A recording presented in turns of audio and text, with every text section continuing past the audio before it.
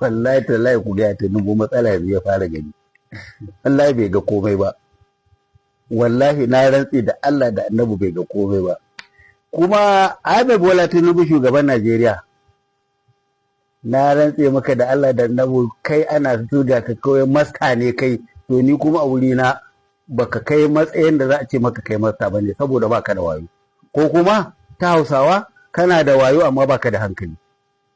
Idan da ka hada biyun wayo da hankalin, kai a ce maka wai duk gwamnonin Najeriya ka tara su sun zama naka, wai za su yi maka biyayya.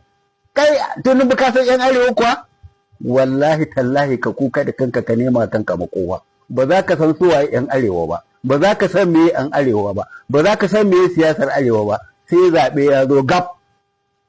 Za ka kasa bacci, za ka samu abinci bai maka daɗi ba, za ka samu rashin kwanciyar hankali saboda mamakin da za a baka na yan arewa. Ka ga wayannan gwamnonin naka da ka je ka ebo su da tsiya da arziki ka tara kana ganin wasu ne dabara, to billahi lazi ka kashe kanka. Kuma yanzu ne za ka san baka iya siyasa ba, yanzu ne za ka san cin amana ɗan adam, yanzu za ka san butulcin ɗan adam. Don me? Don har yanzu baka yi wannan karatun bari ba ka sani baka san faɗuwa ba. To ina tabbatar maka Tinubu da izinin Allah yanzu za ka kirga faɗuwa da hannunka.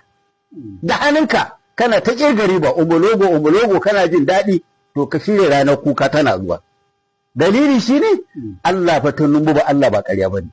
Tinubu ko cewa mutane musulun. Tinubu ka yi alkawari cewa wutar lantarki ma za a rage kuɗinta ko ma ba za a biya ba in aka yi wata shida kada a zaɓe ka. Tinubu kai ce masta ne kai na kowane irin abu a duniya. Amma Tinubu ne a gu ɗaya ne da ka iya, ko kuma gu biyu ne da ka iya. Ka iya zama masta na ƙaƙara wa mutane azabar haraji da masifa iri-iri. Ta rashin jin daɗi na yadda masta ne kai, babu kamar ka. Ka iya, kuma mun yadda ka iya dan muna bi, kuma muna gani. Na biyu, Tinubu, na ce na gode maka.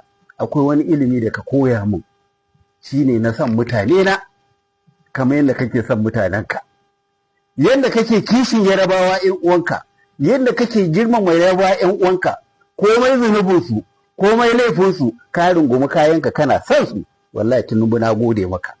Ni ma yanzu ɗan arewa ina son saddin laifinsa, duk zunubinsa, ina son kayana, zan kare mutuncin kayana, kamar yadda yanzu kuke so ku ɓata mu, waɗansu jahilai daga cikinmu ana haɗa mu gore a ce wai an kama Malami, an kama Abba Kyari, an kama wane ne a Nasiru ‘yan Rufa'i, an kama Kwankwaso ma zai sata, sorry ba sata ba, wai zai rigimar addini, zai yi kaza da kaza da kaza. Ana kirga ‘yan arewa ana bamu mu kashe da kanmu don ba mu da hankali, don me don ba mu da wayo. Amma Tinubu ga Sunday Igboho, Tinubu ga Sawore, babu cin mutuncin duniyan nan, number one enemy a duniya, ban ga irin wanda yake yaƙar Tinubu irin Sawore ba. Amma kullum lailaya shi yake lallaba shi yake, har ma roƙonsa ake faɗa abin da yake so a yi masa, dan me dan shi ne ya rabe. Ku ‘yan arewa ku san wannan. Na biyu, ga ɗan iska matsiyaci Sunday Igboho mai kashe mutane Hausawa, musulmi ‘yan uwa mai ƙona dukiyoyinmu. Ya ma ce shi ya raba ƙasar, ko kuma a raba ƙasar a Yoruba land, kuma Oduduwa land. Aka zo lokacin Buhari, aka tabbatar da laifukansa ya gudu, amma saboda yau gwamnati ta zama tasu, aka dawo da shi, ko ba aka dawo da shi, kuma zunubansa aka yafe masa, duk zunubansa aka yafe masa, har ma aka bashi sarautar gargajiya. Na hudu dan rashin kunya, har ma ya wai shi ne ya miƙe yake baza kafaɗa cewar kar wanda ya shigo musu kamfen lokacin zaɓe su ɗan Tinubu ne, Tinubu za su yi ba abinda za a zo ka gaya musu. Wata jama'iyya in ka zo a ranka ba a taɓa shi ba, ba a mar komai ba, har ma aka bashi sarautar gargajiya, aka bashi sarkin yaƙin Yarabawa.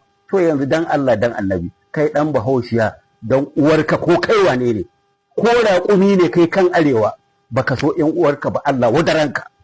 Saboda haka ni yau ina alfahari da Rabi Kwankwaso da ake cewa zai kare gima addini. Ƙariya ce, sharri ne, Kwankwaso muna son ka, Allah yana son ka.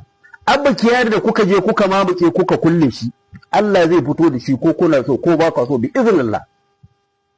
Kuma munafukan ƴan arewa malamai, munafukan arewa ƴan siyasa, munafukan ƴan arewa sarakunan gargajiya, kun kasa magana akan Abba Kyari, kun kasa magana akan azabar da ake ƴan Rufa'i.